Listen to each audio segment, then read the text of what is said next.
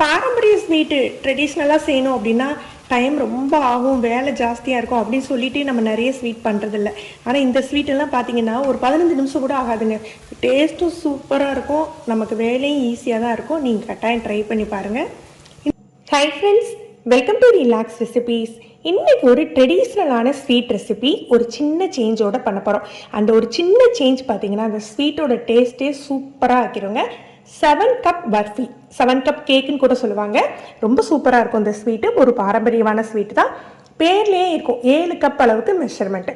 1 cup அளவுக்கு கடலை மாவு, 1 கப் அளவுக்கு தேங்காய் துருவல். நான் வந்து டெசிகேட்டட் தேங்காய் துருவல் எடுத்திருக்கேன். நீங்கள் ஃப்ரெஷ்ஷாக தேங்காய் துருவல் துருவி கூட எடுத்துக்கலாம். 1 கப் காய்ச்சி ஆற வச்ச பால், ஹோல் மில்காக இருந்தால் நீங்கள் டேரெக்டாக அப்படியே யூஸ் பண்ணலாம். அப்புறம் 1 கப் நெய். அந்த காலத்தில் 3 கப் அளவுக்கு இதுக்கு சீனி யூஸ் பண்ணுவாங்க, இனிப்பு. நம்ம இப்போ இனிப்பு கொஞ்சம் குறைவு பண்ணிக்கிட்டால் அந்த ஸ்வீட்டோட டேஸ்ட்டு திகட்டாமல் ரொம்ப நல்லாயிருக்கும். அதனால் 2 கப் சீனியும் 1 கப் அளவுக்கு பாதாம் எடுத்துருக்கோம். பாதாமோடு சேர்த்து நம்ம முந்திரி பருப்பு கூட சேர்த்து எடுத்துக்கலாம். பாதாம் ரொம்ப டேஸ்ட்டு கொடுக்கும். பாதாம் முந்திரி 2 கலந்து எடுத்துக்கலாம். சீனியோட அளவு வேணால் இதோட கூட நீங்கள் குறைச்சி எடுத்துக்கலாம். இதுதான் இதோட தேவையான பொருட்கள். இதோட கொஞ்சமாக ஏலக்காய் தூள் தான் சேர்த்துக்க போகிறோம். இப்போ நம்ம எப்படி பண்ணுறதுன்னு பார்க்கலாம். நல்ல ஒரு அடிக்கனமான கடாய் எடுத்துக்கலாம். பாதாமை மிக்சியில் பவுடர் பண்ணிக்கணும். ரொம்ப நைஸாலாம் அரைக்க வேண்டாங்க, கொஞ்சம் குறப்பாக இருக்கிற மாதிரி பவுடர் பண்ணி எடுத்துக்கலாம். முதல்ல கடலை மாவு, தேங்காய் துருவல் ரெண்டையும் சேர்த்துக்கலாம். லேசாக வாசம் வர்ற மாதிரி வறுத்துக்கலாம். கடலை மாவு இதெல்லாம் எப்போ வறுத்தாலுமே இந்த மாதிரி லைட்டாக தேய்ச்சி விட்டு வறுத்துக்கோங்க. நெய் எதுவுமே இப்போ சேர்க்கலை, வறுத்துட்டு சேர்த்துக்கலாம்.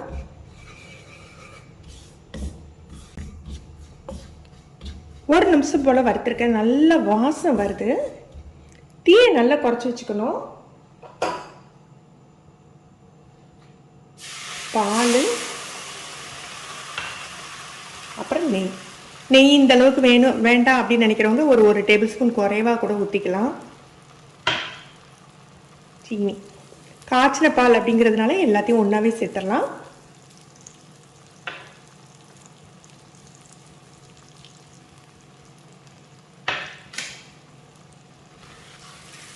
சேர்த்துட்டு உடனே மிக்ஸ் பண்ண ஆரம்பிச்சிடணும்.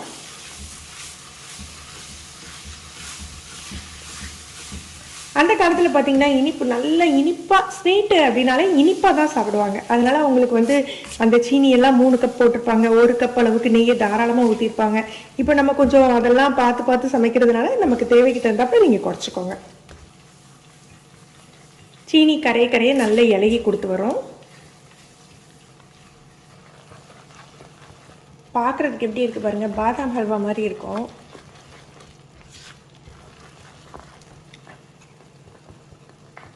இப்போ இதில் கொஞ்சமாக ஏலக்காய் தூள், நான் சீனியோடு சேர்த்து திரிச்சு வச்சுருக்கேன், அதனால் தாராளமாக போட்டுக்கிறேன். தனியாக ஏலக்காய் தூள்லாம் கொஞ்சமாக போட்டுக்கோங்க போதும்.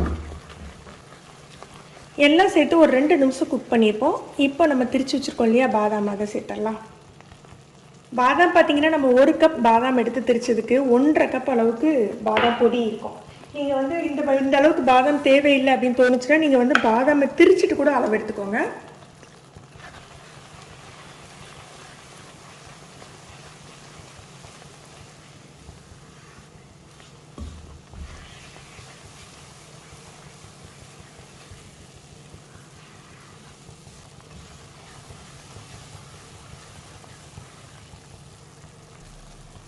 எடுத்து வச்சு இந்த 1 டேபிள் ஸ்பூன் நெய்யும் ஊற்றிக்கலாம்.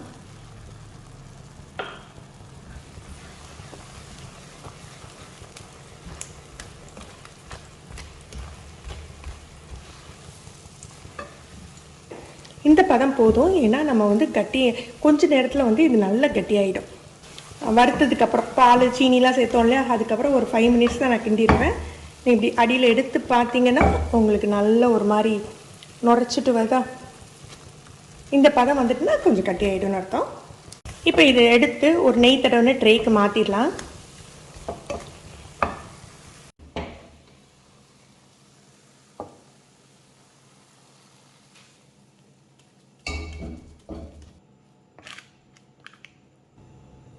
பொதுவாக இதுக்கு நட்ஸ் எல்லாம் மேலே தூவ மாட்டாங்க. இதில் எல்லாமே நம்ம போட்டுக்கிறதுனால இதுக்கு ப்ளெயினாக சாப்பிட்றதுக்கு தான் ரொம்ப டேஸ்ட்டாக இருக்கும்.